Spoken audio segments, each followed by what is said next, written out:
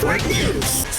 Kinondena ng Philippine National Police Training Institute o PNPTI at ni Baguio City Mayor Benjamin Magalong ang iniulat na di umano'y kaso ng panggagahasa ng PNP personnel sa isang police trainee sa Baguio City. Batay sa ulat, isang 23 anyos na trainee ang nagsampa ng reklamo matapos umano siyang abusuhin ng instructor sa loob ng Cordillera Administrative Region Training Center sa Teachers Camp. Sa inilabas na opisyal na pahayag ng PNPTI, kinumpirma nila na ang kaso ay inihain na sa angkop na tanggapan ng piskalya at ang administratibong paglilitis ay nagsimula na. Mariin namang iginiit ni Mayor Magalong na ang ganitong uri ng karahasan ay seryosong paglabag sa dignidad ng biktima at sumisira sa integridad ng institusyon ng pagsasanay ng pulisya. Iginiit din na walang puwang ang sexual violence sa anumang training facility o workplace. Binigyang diin din ng PNPTI na walang lugar ang pang-aabuso sa kapangyarihan at tungkulin sa loob ng Philippine National Police. Sinisiguro naman ng Training Institute ang publiko na ang hustisya ay isusulong na may agarang aksyon, transparency at accountability at ang sinuwang napatunayang nagkasala ay mananagot sa batas. Kasabay nito, tiniyak ng lokal na pamahalaan na magbibigay ito ng kinakailangang psychosocial support sa biktima habang nagpapatuloy ang investigasyon ng mga kinauukulan. Kasama mo mula dito sa 103.9